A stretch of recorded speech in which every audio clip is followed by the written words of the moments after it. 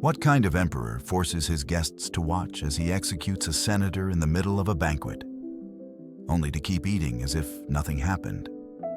Who interrupts a wedding night just to kidnap the bride because he can't stand that she belongs to another man? What kind of ruler declares himself a living god and threatens to have his statue placed inside the most sacred temple of Jerusalem? That emperor was Caligula, and all of it happened behind closed doors. From the outside, his power seemed divine. The young ruler of Rome, descendant of gods and heroes, adored by the masses and feared by the Senate.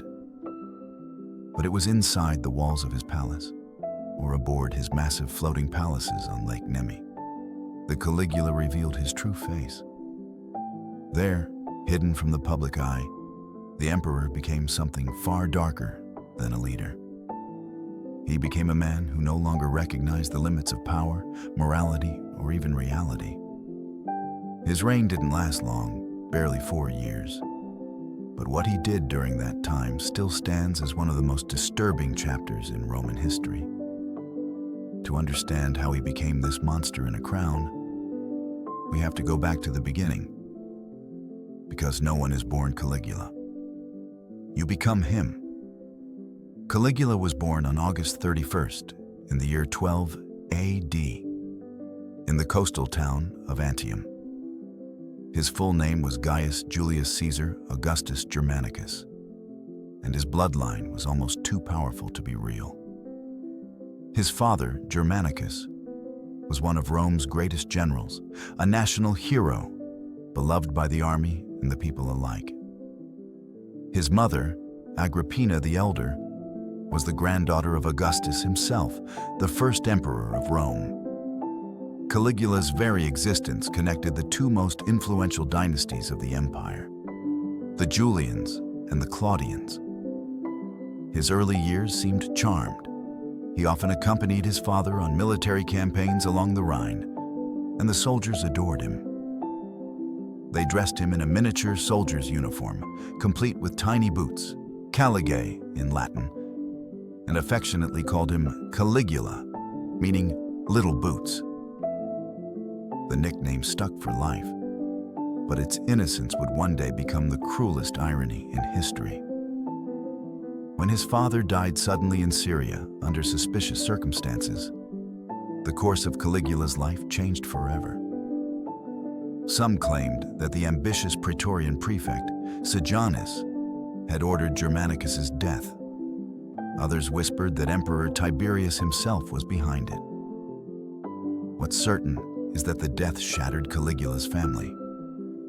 His mother, Agrippina, openly accused Tiberius of murder, a fatal mistake. She was exiled, her sons imprisoned or executed one by one. Only Caligula was spared, perhaps because he was too young, or perhaps because he had already learned the art of silence, a survival skill that would serve him well. Tiberius summoned the boy to live under his watch on the island of Capri. It was a paradise on the surface, but beneath its luxury lay the most depraved court in Rome. There, Caligula witnessed what true power looked like, not in honor or law, but in fear. Capri was a place where obedience was life, and a single glance could mean death. Between orgies, executions, and political purges, Caligula observed everything, learned from everyone, and spoke to no one. Years later, he would repeat those same horrors, but amplified. When Tiberius finally died, some said smothered by his own guards, Caligula returned to Rome as his heir. The empire erupted in celebration. After years of Tiberius's paranoia and cruelty, the people longed for a new dawn. And Caligula gave them exactly that. At first, he released political prisoners, abolished unfair taxes, organized grand spectacles, and even returned exiled citizens to their homes. He was hailed as the beloved of the gods, the new Augustus. Statues were erected, coins were minted in his honor. Rome thought it had found salvation in a 24-year-old emperor. But the illusion didn't last. Only months into his reign, Caligula fell gravely ill. For weeks, the empire held its breath. And when he finally recovered, he was no longer the same. Whatever humanity he had left seemed to vanish. His friends and servants noticed a coldness in his eyes, an unshakable arrogance. He began speaking of visions, of divine messages. He started to believe that he wasn't merely ruling for the gods. He was one. The transformation was terrifying. What followed wasn't government. It was theater, cruelty, and divine delusion rolled into one. Caligula ordered that the heads of famous gods' statues be removed and replaced with his own likeness. Temples once dedicated to Jupiter or Mars now carried his face. His palace was physically connected to Rome's main temple, so that he could walk from his bedroom straight into the holy sanctuary, as if both were the same space. He began appearing in public dressed as Mercury, Apollo, and even Venus, wearing golden robes, elaborate crowns, and shimmering jewelry. Priests had to sing hymns to him. Crowds had to bow. And yet, for all his grandeur, there was always an undercurrent of madness. A man fighting his own reflection, desperate to prove that he was more than mortal. But then came the act that almost plunged the empire into war. Caligula ordered that a statue of himself be placed inside the Temple of Jerusalem, the most sacred site of the Jewish faith, a place that forbade all images or idols. The outrage was immediate. Judea was on the brink of rebellion. Only the intervention of his childhood friend, King Herod Agrippa I, prevented a bloodbath. Herod managed to calm the emperor, convincing him that his divine glory was too great to be confined to any one temple. Caligula relented, but the incident revealed how detached from reality he had become. While chaos spread across the provinces, the emperor's behavior in Rome became increasingly erratic. One of the strangest episodes recorded by ancient historians was his so-called war against Neptune, the god of the sea. During a campaign along the coast of Gaul, Caligula ordered his legions to line up along the beach and attack the waves. Swords drawn, shields raised, Roman soldiers charged into the surf, striking at the water as if it were an enemy army. When the battle was over, Caligula commanded them to collect seashells, spoils of war from their victory over the ocean. He returned to Rome triumphantly, parading the shells through the streets like captured treasure. To this day, no one knows whether it was a cruel joke meant to humiliate his soldiers, a political statement against the Senate, or a genuine act of insanity. But one thing was clear. The emperor no longer lived in the same world as his people. Physically, Caligula was said to be pale, thin, with hollow eyes and a wild expression. His baldness embarrassed him deeply, so much so that he banned anyone from standing above him, fearing they might see his scalp. He forbade the mention of the word goat, a cruel nickname mocking his appearance. Ancient sources describe him spending hours before a mirror, practicing terrifying expressions, trying to make his face itself a weapon of fear. He wanted his very presence to command silence, not out of respect, but dread. Yet beneath the posturing, it was clear that Caligula's self-deification came from insecurity, not strength. He wasn't trying to become a god. He was trying to convince himself he already was. With Caligula, the line between spectacle and sadism vanished completely. What was once entertainment for the people became an arena for his cruelty, a living theater where his power could be displayed in its most horrifying form.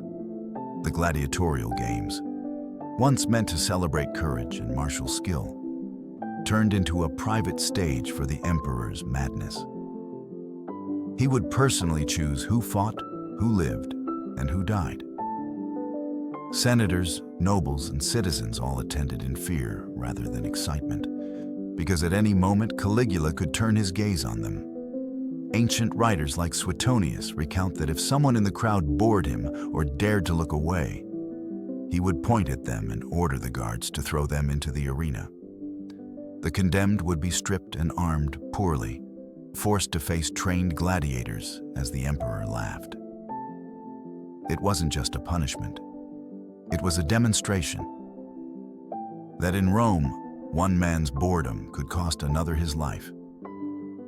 But there were times when even watching wasn't enough for him. In one infamous episode, Caligula descended into the arena himself to face a gladiator named Mumio. It was supposed to be a mock duel. The fighter was given a wooden sword, unable to harm the emperor. When Mumio fell to his knees to surrender, Caligula drew a real dagger and plunged it into his chest, killing him on the spot. Then, with blood splattered on his robes, he raised his arms to the cheering, terrified crowd and walked out like a victorious general. That wasn't sport. That was ritual execution disguised as entertainment. Outside the amphitheater, his cruelty continued with the same theatrical flair. Banquets were his second stage. Lavish feasts filled with gold, perfume, and exotic delicacies were often interrupted by acts of humiliation. One moment, guests would be laughing, and the next, silence would fall as the emperor fixed his eyes on someone. A senator's wife, a young servant, a visiting noble. Anyone could be pulled aside at his whim. Caligula would take them away, fulfill his desires, and then return to the table, boasting to everyone about what had just happened, mocking the victim as part of the night's entertainment. It wasn't lust alone that drove him. It was dominance. He didn't want companionship or pleasure. He wanted proof of control, to own bodies, to break wills, to remind everyone that he was both master and god. One of the most infamous stories describes how he became infatuated with the wife of one of his loyal commanders. During a banquet, he simply announced that he desired her. The man couldn't refuse. Caligula rose, took the woman by the hand, and led her to his chamber. Minutes later, he returned alone, smirking, and declared before everyone that he had married her in the Roman way. The husband nodded silently, unable to protest. That was the empire under Caligula. Silence was survival. But perhaps the most extraordinary manifestation of his insanity floated upon the waters of Lake Nemi. There, Caligula ordered the construction of 2 gigantic ships, floating palaces unlike anything the world had seen. Their decks were paved with marble, their walls lined with gold and ivory. They had gardens, fountains, even heated baths. On these ships, the emperor hosted his most depraved feasts, orgies of luxury and corruption, where music, wine, and flesh blended into an endless night. For centuries, people thought these ships were myths, products of exaggeration. But in the 20th century, archaeologists discovered their remains beneath the lake, confirming that the legend was real. Caligula's madness had left behind physical proof, massive monuments to excess that still baffle engineers today. In those floating temples of indulgence, Caligula ruled as both emperor and deity. Guests were forced to bow before him, to speak only when addressed, to worship him as if he truly were a god. To disobey was to disappear. The lakeside winds carried laughter, music, and sometimes screams, echoes of an empire unraveling in silence. The more power he tasted, the more he mocked the institutions that once defined Rome. The Senate, once the proud guardian of the Republic, became his favorite target. Caligula didn't just ignore it, he ridiculed it. Senators were made to wait for hours outside his palace, trembling like servants. When allowed in, he would make them kiss his feet or applaud as he delivered absurd speeches. Sometimes he'd burst into laughter halfway through a session, watching them pretend to understand his divine humor. But his greatest insult to the Senate came in the form of a horse, Incitatus. The animal lived in a marble stable, dined from golden troughs, and wore necklaces of jewels. Caligula gave it a house, servants, and guards. And then, with complete seriousness, he announced that he planned to make his horse a consul of Rome. Whether he meant it as a joke, a test of obedience, or a declaration of contempt, the message was clear. The Senate was useless. If a horse could hold office, what were they worth? This wasn't politics anymore. It was performance art laced with madness. Caligula was turning the Roman state into his personal theater, and every senator, soldier, and slave was just another unwilling actor. Yet the emperor's most forbidden acts weren't the ones performed in public. Behind closed doors, rumors whispered of sins even darker. Stories circulated that he shared an unnatural bond with his sister Drusilla. The two were inseparable, seen together constantly, their closeness provoking scandal across the empire. Some claimed he loved her as a wife, not a sister. And when Drusilla died suddenly, Caligula's grief turned into worship. He declared her a goddess, Diva Drusilla, and ordered temples to be built in her name. Her death unhinged him further, as if the last human connection he had left had been cut. From then on, he spiraled deeper into delusion.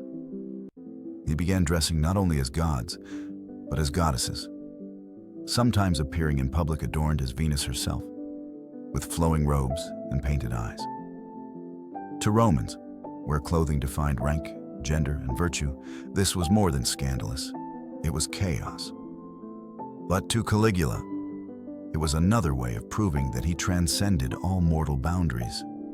Man, woman, human, god, he believed he was all of them. Even his nights were filled with dread and superstition. He roamed the halls of his palace, unable to sleep, haunted by visions of the people he had executed. He ordered the guards to keep the corridors lit at all times, terrified of the dark. At moments of despair, he would scream at the statues of gods he once claimed to be, demanding they prove his divinity by speaking back. But not even divine fear could protect him from the hatred growing around him. Rome had begun to tire of the spectacle. Senators plotted in whispers, soldiers grumbled, and the people, once enchanted, began to fear the silence that fell whenever his name was spoken. In the end, the empire that had bowed before Caligula would turn against him in the same place his paranoia had been born, his palace.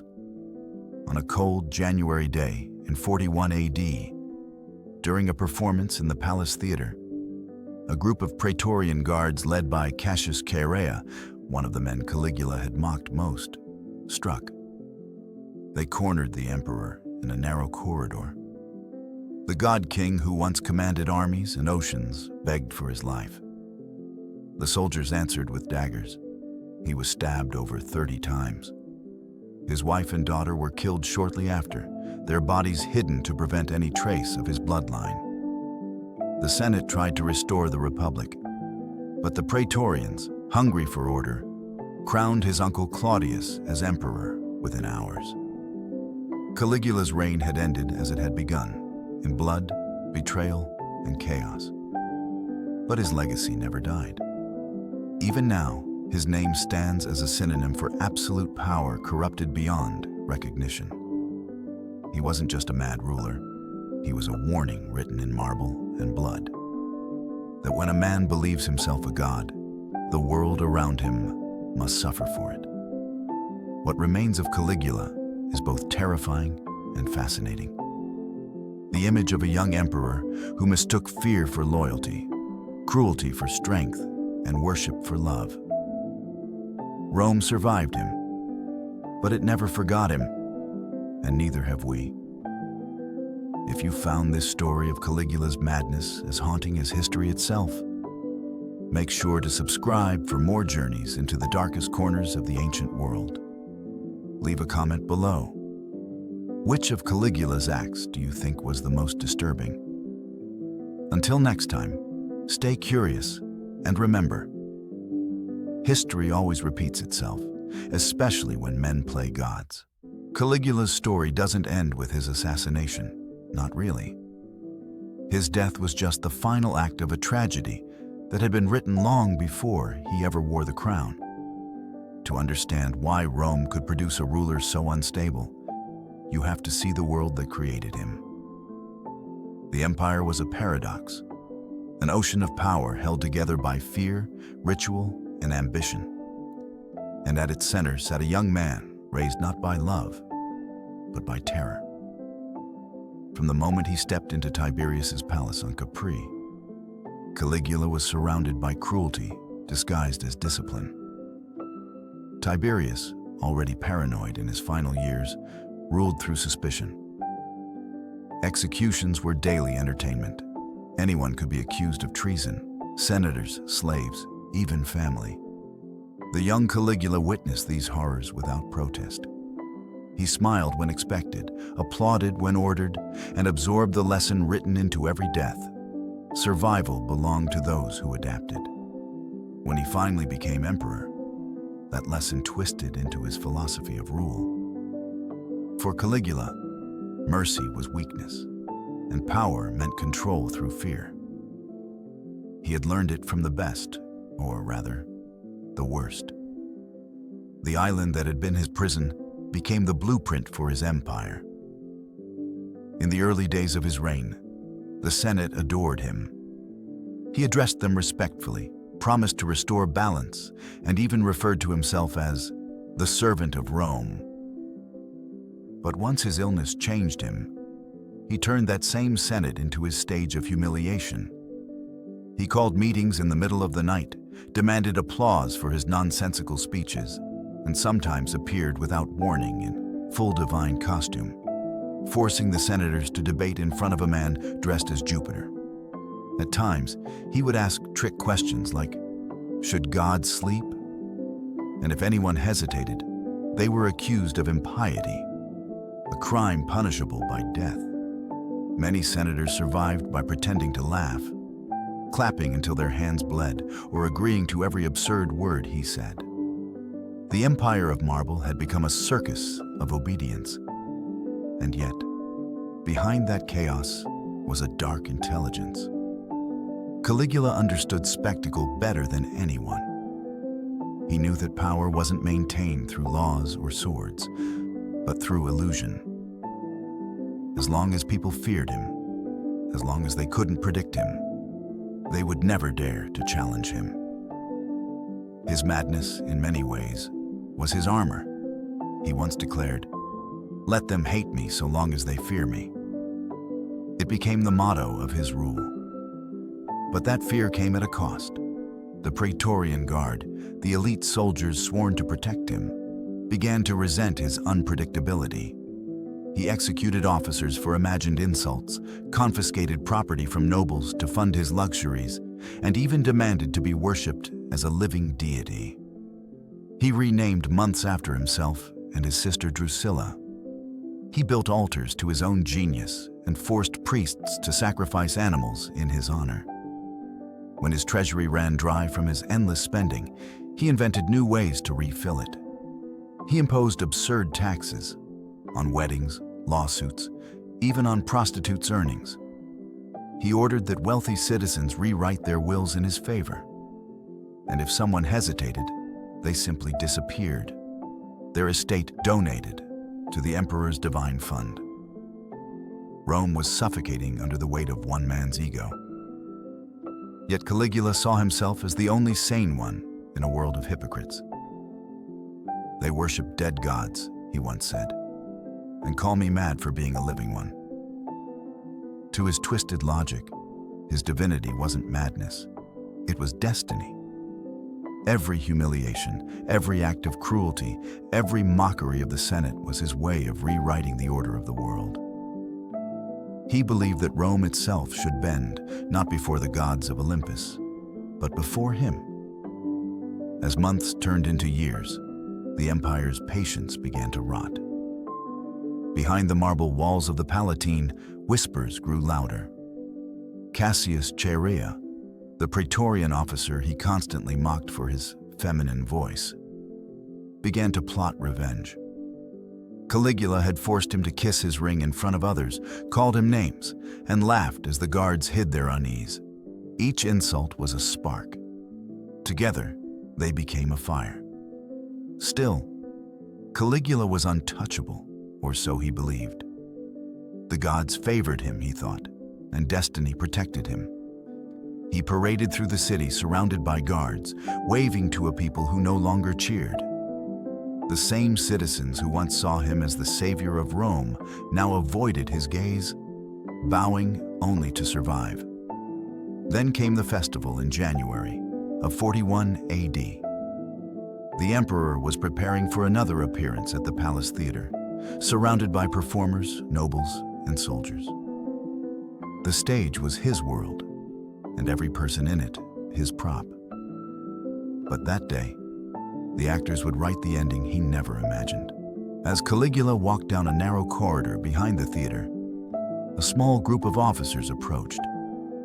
Chaerea was among them. The emperor smiled, perhaps ready to mock him again. Instead, Chaerea raised his sword and struck. The first blow sliced across his neck, followed by dozens more. The living god fell to the ground, crying out, "I am still alive," as the blades rained down. He wasn't. His wife Caesonia and their young daughter Julia Drusilla were killed soon after. Their bodies were hidden, their names erased. The Senate, momentarily emboldened, declared the end of tyranny and tried to restore the Republic. But the dream of old Rome was already dead. Within hours, the Praetorians crowned Caligula's uncle Claudius as emperor, proving that in Rome, the system that birthed monsters could never truly destroy them. The aftermath was chaos. Statues of Caligula were toppled, his name scraped from inscriptions, his memory officially condemned by the Senate in a process known as damnatio memoriae, the condemnation of memory. They tried to erase him from history itself. But how do you erase a man who became the embodiment of corruption? Even centuries later, his shadow lingered. Historians like Suetonius and Cassius Dio painted him as the ultimate cautionary tale, a ruler whose soul was consumed by the very power meant to elevate him. Whether their accounts exaggerated or not, one truth remains. Caligula's reign showed the world that the line between divinity and insanity is terrifyingly thin. To some, he was a tyrant.